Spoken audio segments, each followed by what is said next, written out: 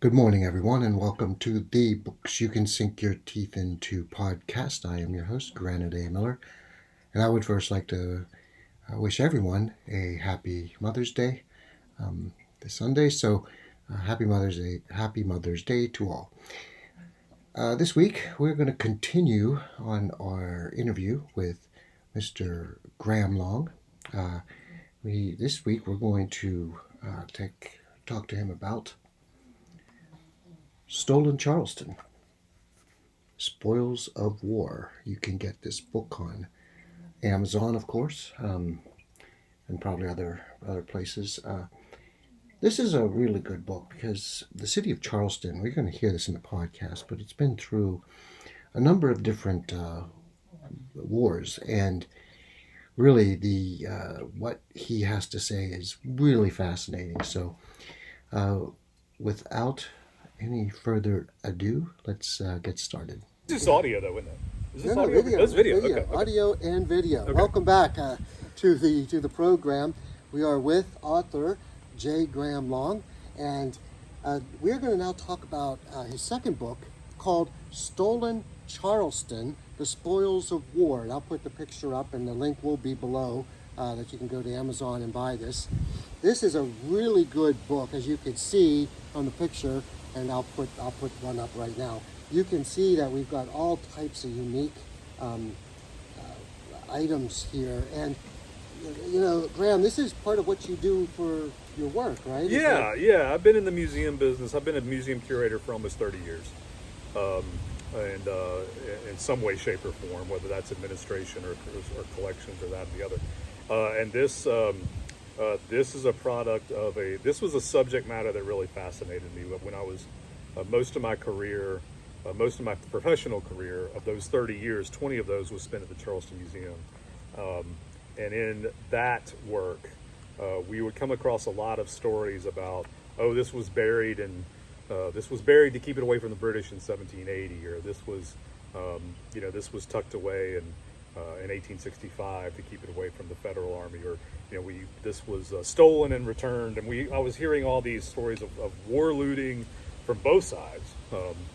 And I started just kind of keeping a mental record of things, and that mental record became a physical record. And then the file got very large, and it was time to take some of these just really good stories and put them down about kind of what does war look like from an object standpoint. Yeah. Why are they stolen out of malice? Are they stolen and hidden away out of care? Are they and what has been lost and found, and what has now been preserved, and how are these stories getting recorded? So this is just some of the war looting stories, or war protection stories is probably a good way of saying that too, of just some of the examples I found just over the course of about 4 or 5 years. And just because they're in there, that is not a comprehensive cataloging of everything. So. Right, of course. But now, so let me just first ask, because I'm going to have a follow-up question with how do you authenticate something. But my first question is like, there has been a lot of conflict in the area back in the British days, because Charleston was also rebelling back then. Yes. Of course, we have the Civil War, of course, and then. But tell me a little bit of what happened back in the British times when. Yeah. So in this book, I stick mainly because of time, because of space, and if I'd written everything down, it would have been 1,000 pages, and my publisher would have killed me. So I really stick to just the American Revolution and the Civil War in this. There are some scattered instances of other times, but not too many. So if you're talking about the British in particular, what I enjoyed about that was how polite the British invasion was as compared to the Federal invasion. So if we're speaking with British tactics in particular, or British looting in particular, it's a little bit tame compared to the Civil War period.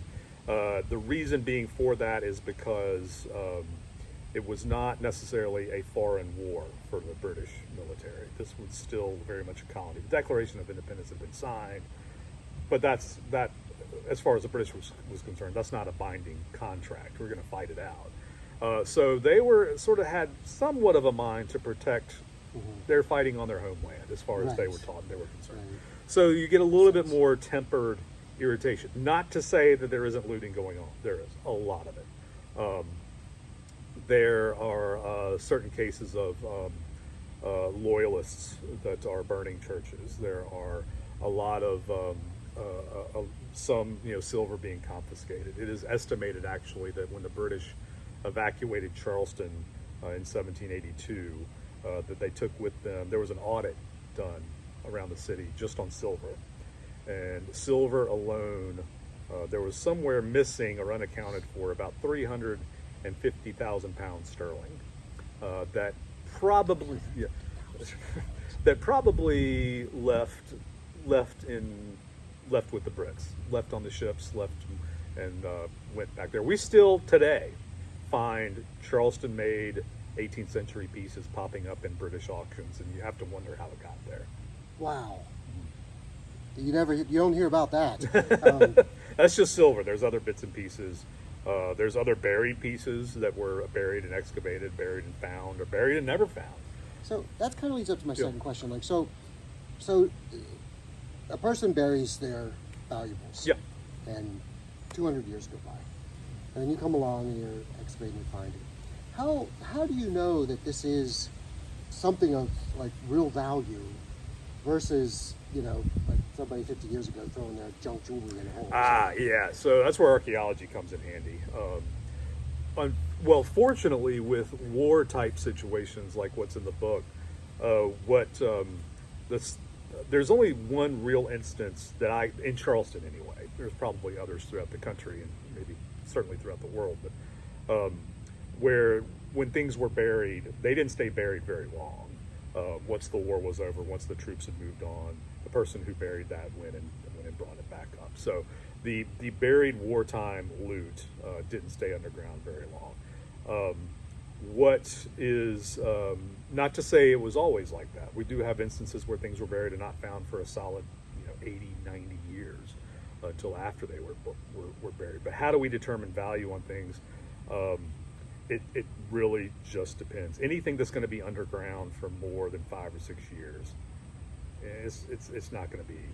It's going to be more of an archaeological issue than a historic. Well, I won't say historic issue, but it's going to be an archaeological issue. That's probably going to be broken. It's going to be heavily corroded.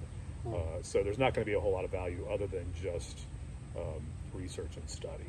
Now, you go digging anywhere around Charleston, you're going to find stuff. You just will. So whether or not that's of value, it's probably going to be broken. You're probably not going to have a whole lot of stories about it if you don't know the site that you're digging. And archaeology is a lot different than just you and I going around with a shovel and a metal detector. It's going to be a study. It's going to be a complete survey of a whole area of land where we knew something to be before. So when you get into value, you probably don't want to really assign value to anything that's going to come out of the ground, unless it's in one piece and unless there is a certain historic precedent for it. So broken ceramics, and there's nothing there. Occasionally you'll get what we call a slave hire badge. Depends on condition, things like that. Those are typically dug, and those do have some value. Coins, you'll find buttons, of course, but by and large, when things are coming out of the ground, it's not a buried treasure type situation. Yes. Yeah. So, if somebody buys this book, what should they be? What can they expect? What are some good? I think you'll just kind of find you'll find that Charleston was pretty beat up. I think it's kind of depressing actually. I think that there's a lot of things that I uncovered that I didn't know before. Looting cemeteries, digging up human remains to find the family rings and jewelry, take jewelry off the deceased. Arthur Middleton's family, right up the road here, Arthur Middleton's family tomb was raided by Federals, and I think it's his grandson or great-grandson. His name was Williams Middleton. He writes in 1866 that they're still wandering around the property picking up bones from where they had just been strewn all over the property. So there's some pretty horrific things in there. And it's not all bad news, though. That's the good part, is that there's an entire chapter over there of found things, whether it's found years later or turns up in an attic in Ohio. There's a great example in there of an English-made silver cream pitcher and sugar pot that belonged to the Macbeth family. Macbeth was, forgetting his first name. You'd think when you write these books you'd be able to remember more. Macbeth is the mayor of Charleston in 1865. While he is surrendering the city into the federal troops who have landed and are occupying the town, his wife is up at the family plantation burying pieces under the steps. She writes a note actually to her cousin saying, if anything to the point, I'm paraphrasing obviously, but it's, if anything happens to me, look underneath the third step of the back steps. That's where I'm burying. And she mentions the sugar bowl and the cream pitcher, and that she had taken the sugar bowl and filled it full of jewelry and buried it underneath the steps at the plantation house. Interestingly enough, so that family descends. It's recovered. You mean they found it there? Well, the person who buried it, Mrs. Macbeth, goes back and brings it back up. Okay. So it wasn't underground very long, but it passes down the family. We had never heard of this stuff. And I'm sitting in my office in, I think, 2005 or 6 or something. And her name was, her last name was Toomer, Toomer. And she calls me up and says, we've got something and it needs to go back to Charleston, and we've held on to it for very long. And over the next couple of days, a FedEx box shows up in my office, and I open it up, and here's the cream pitcher and the sugar bowl, and there's a file with a copy of the letter in it that goes through how this was buried and all this kind of thing. That was really sort of the catalyst that kicked off this book too. It's like that's when I really started for about me, things. Listening to this, these objects, they have stories. Sure. Of a person who had it. And just like you were telling me the story, this one, real people, Yeah. who, were fearing for their lives, who didn't know what tomorrow was going to bring, and in desperate times, desperate measures, and they, and these objects carry these stories with them. Absolutely. And then when it's now in your hands today, it's important, and that's why we. It's just such a wonderful. I mean, I kind of get overwhelmed by things like this because it's like I go back and back and back. It's like, holy cow. Yeah. And that's why we do what we do. We can talk about pieces of silver, the maker, the forms. Oh, this is a George III form made by Hester Bateman, and blah, blah, blah. And, you can get into the architecture of the object. That's fine for academics. But what's the story behind it? And that's why museum people that's why we do what we do, is to make sure that those histories are preserved. Because that's what's the important thing. There's a saying in the museum world that a picture will speak 1,000 words. An actual object will scream 1,000,000. Yeah. So that's what a lot of this book is filled with. Well, there are lots of pictures in this book, just like in the first one, the other one we did last week. But great stuff. And I got to tell you, this was a very fascinating read. Tell me, what is, if, I did ask you what was your favorite part, but if for somebody thinking about buying it, why should they buy this book? It's if nothing else, if you can pick your reason, whether if you want a good angle into wartime history of Charleston, okay. That's one way, or if you like objects, that's another way. But actually, if you just like a good story once in a while, that's what that one has to offer. I liked it for the history. Plus, you can't see it here, but this page has some mummified bats, and we all know that we have somebody coming up later on who loves bats too. Yeah, so I think that was the Charleston Museum, actually, where I worked for many years.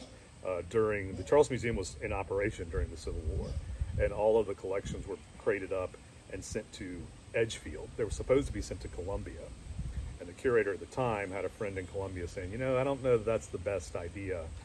Maybe you should send them to somewhere a little bit quieter. So they ended up in Edgefield, where they were preserved. Forgive me for not knowing, but didn't Sherman, on his march to the sea, didn't he feign a march to Charleston, Yes. then he went north? Yes. And did he go through Columbia? Yes. Well, then it's a good thing that it's Columbia. Yeah. A lot of people, and there's a section in that book that talks about how everybody was just naturally going to Columbia because it was a big city, it was well defended. It was well defended until Sherman's troops showed up.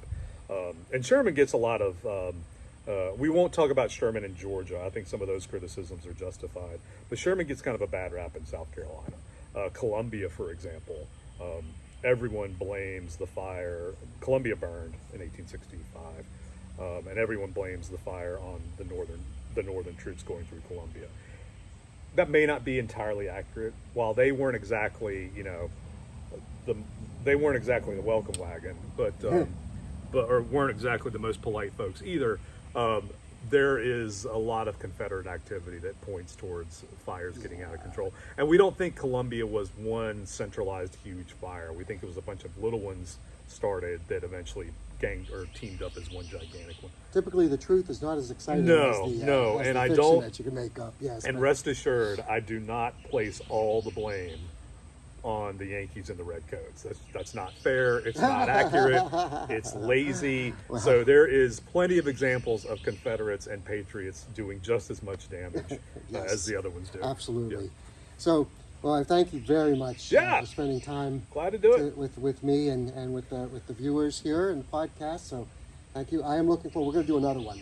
Now, this time, either when you come back again, we'll set up another meeting, or we may do a remote. We can we're going to have to see about my IT skills. Yeah, but, we could do that. We can, that would be do fun. that. So, all right. Well, thank you very much, sir. Good to see you, Grant. Good to see you too. All right. Well, that hope you enjoyed that as much as I did. So, up next, we have Harshen Hank, who is going to give us a little bit of a sports report. Plus, he's going to show us Hogsmead. Yes, he's got the game working. So, that's going to be fun. We have Charlie Cleanwell, who's been going back and forth with some jazz guitarist. And, not easy when you're up on the DeathStar. And so, anyway, he's going to be talking to us a little bit. Followed up by Count Vlad, who has had a very, very busy week. So he's going to get on with us. And so I hope you enjoy the show. Thanks, everyone, for joining.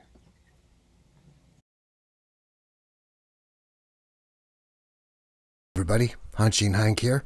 And thanks for coming. Thanks for being with us. Sports news. Let's do some sports first. To start out, there's a lot going on. Really a lot going on. First, we got to go talk about the Hanshin Tigers. First place, baby. Oh, yeah. Look down on top there, beating out their hated rivals, the Tokyo Giants. So, awesome news. And so they won last night, which is great. Or, I mean, today, actually. Yeah, today, because it was yesterday in Japan. But and so, moving on, the Pittsburgh Pirates. Okay, they had big win against the Cubbies. Yeah. So they beat them 10-9 yesterday, which gets their record up to 18-22. So they're almost at 500. So, we've always said the Pirates can just get to be 500. They're in contention. So trying to stay along that 500 mark is really important for them. So in other news, we have some playoffs going on. And first, let's go to the NHL playoffs. The NHL, we see the Rangers were like 7-0 in the postseason. The New York Rangers, well, they finally lost to the Carolina Hurricanes last night. The score was 4-3, and it was a good game. And this Carolina team was expected to win the Stanley Cup, so they're really, really good team. But they finally snapped the Rangers' winning streak. So now that the series is 3-1, 3 games to 1, Rangers are in the lead. So it's going good. Now, big shock, at least for me, was that the Dallas Stars, beat the Avalanche. So, Colorado Avalanche really, really good. But now the Stars are up to 2 games to 1? Yeah, 2 games to 1. So we'll have to keep an eye on that. In other playoff news, we have, let's get down to the NBA. There's a lot going on in the NBA. So the Cavaliers beat the Celtics on, I think it was Thursday or Friday, and they beat them like by 20 points, and everybody's like, "What? Cleveland Cavaliers beating the Celtics?" And Celtics are looking to win the whole thing. But yesterday the Celtics came back and beat the Cavaliers 106-93. So it looks like they're back in the driving seat. They're 2-1. The Oklahoma City Thunder, that young number one team, is struggling a little bit against the Mavericks. So that's been kind of strange to see them kind of get off on a slow foot. But we have lots going on tonight in the NHL. We have the Panthers against the Bruins. Bruins really need to make a statement in this game. We're going to see Panthers. Boy, Bruins took the first game, and then the Panthers won the next two. So, maybe I don't know. And then we have a real exciting series out in the west coast of Canada with the Oilers and the Canucks going at it.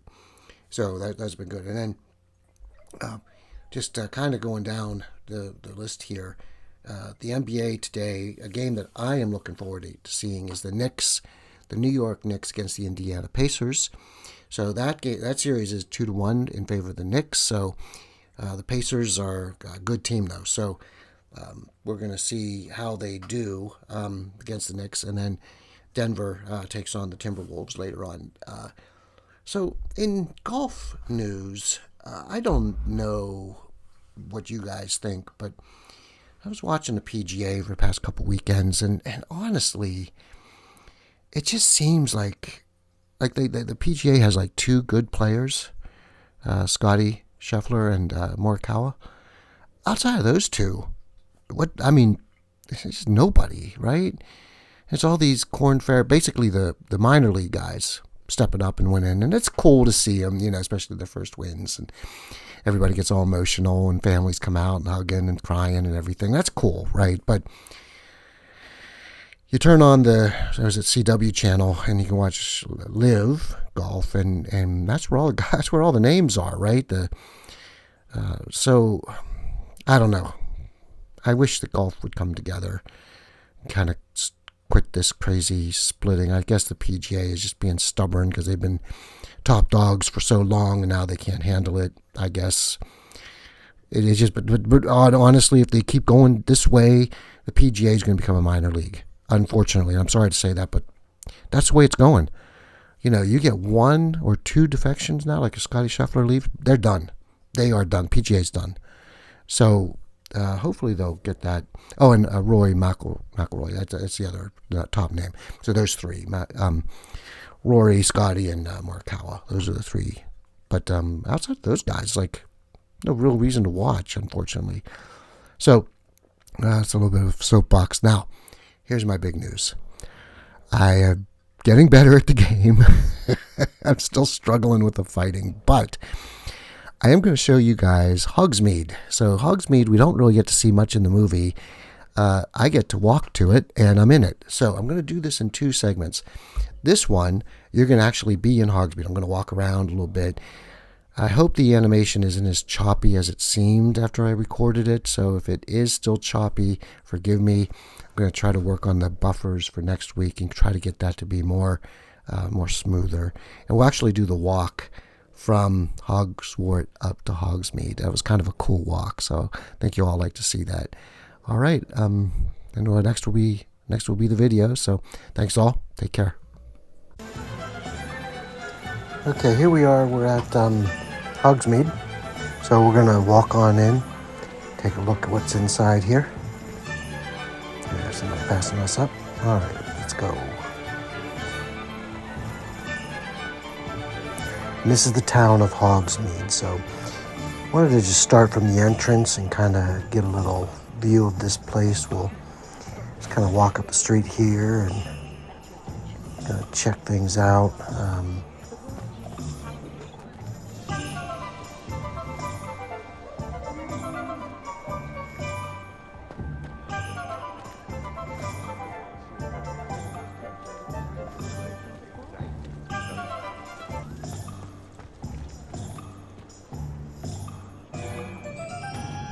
I find myself scurrying at night these days. Be careful.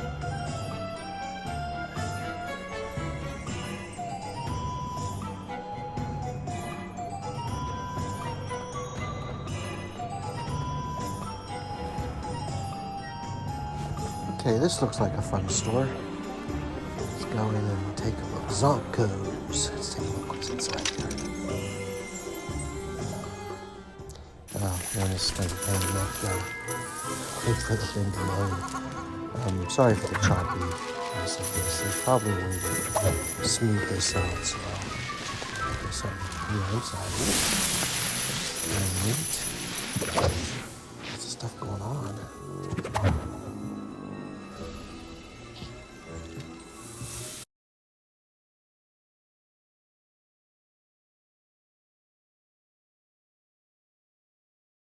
Hey everybody, Charlie Cleanwell here.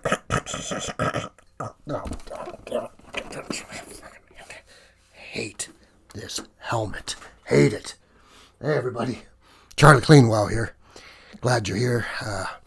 Yeah, I got lots of news to catch up on here with the DeathStar.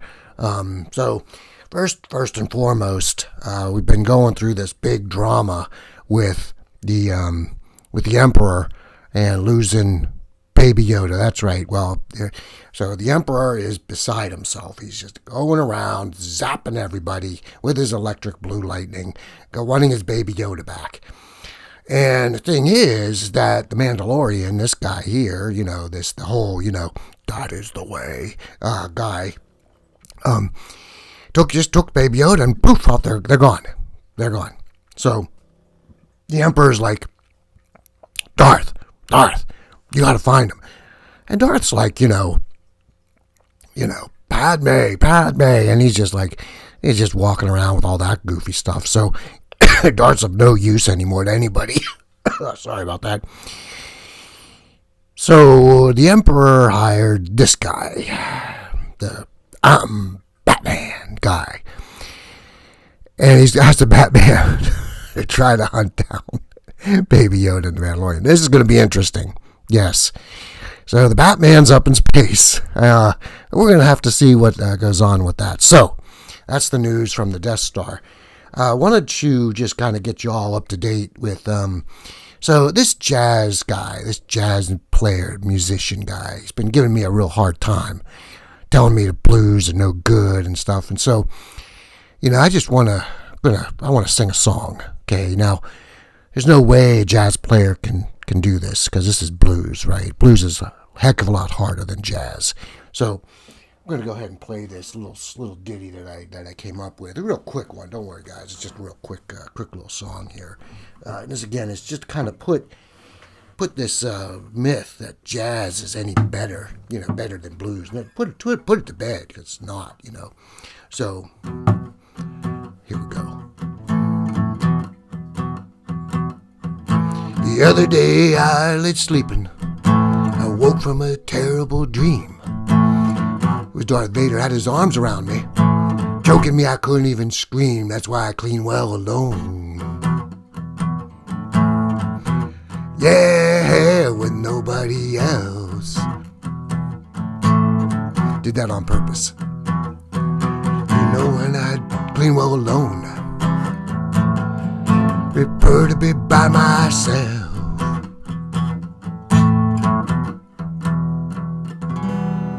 Yeah. See how hard that was? Not easy. Not easy to play. Yeah, I know what the jazz player's thinking. Oh, okay, yeah, you could play, so you can't do jazz though. No? Can I? Well, okay. Smooth jazz line there. Like it, yeah.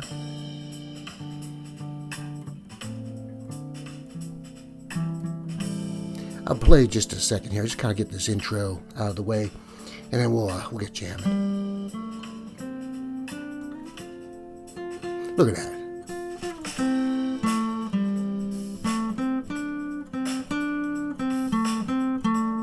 Smooth jazz. See how easy it is? Anybody can do it.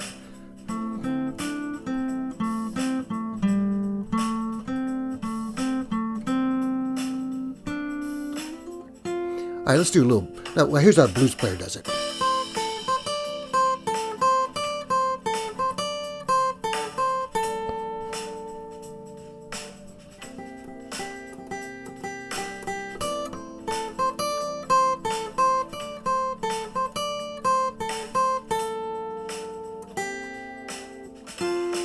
Oh, yeah. Hit that jazz note right there. Bet you didn't think I was going to hit it. Jazz player. So, yeah, what I think what we'll do is when you think you can play as good as me, we'll have a little showdown, you know?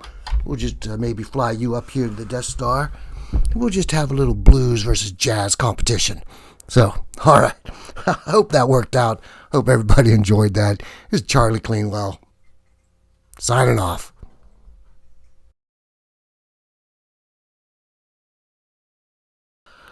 Hello, good evening, and welcome to my castle. This is the Count of Vlad here, and as you can see, we have yet another beautiful thunder. A perfect night for a vampire, and I'm a vampire. Yes, and so welcome to my castle and welcome to my show. Tonight, I would like to talk about the recent rumors that have been going on. I don't know how they got started, about me and another vampire. Her name is Queen Lilith. Now, I am getting a phone call. Oh, I wonder who it could be. Who's calling me during my show? I don't know. Let's take a listen and hear. What can you do when you fall that's a in nice love singing. with an AI image that's not from God above? It's a box head, square head, missing head, Lilith. You are nuts because you find her attractive. You suck. Count Fangora is here. I'm here to tell you. There's a great grimace coming your way. The darkness, the shadows, all the stuff that you're scared of, lad, because all you do is sit and interview people like a proctologist. Listen to me when I say this. Don't love Lilith. Lilith is make-believe. That is an AI image, and you're pathetic. Nincompoop-eruta. Okay. Thank you very much, but Lilith is not an AI. She's a real person. Because, how do I know? I'll tell you. She called me and left a message. The Count of Vlad, he doesn't know what to do about this message. So maybe I will play the message for you. Is that good? And you can listen, and then you could tell me what you think. Okay, here we go. This is from Queen Lilith. This is the message. I'm going to play it. Here we go. You even mentioned that you want to come and be with me for my prison, which is quite understandable given who I am and my world-renowned beauty. However, do not make any mistake by thinking that I would have anything to do with an old, fat, ugly vampire like yourself.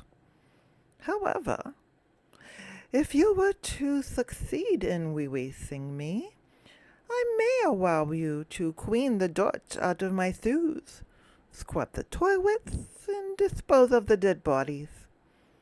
But you are never, ever to make eye contact with me, nor ever speak to me. You are to be completely invisible. So, now a couple of things, Count Vlad, a feeling number of things. Number one, her voice is very sexy for a vampire. Yes, very sexy voice. I like it. So, should I? She made some demands. Should I do it? The Count Vlad thinks yes. But before I do, I think I will make a counter offer. Yes, maybe the Lilith is playing hard to get. I'm not fat. Who's she talking about? Fat old man. I mean, she must be talking about Count Fangora.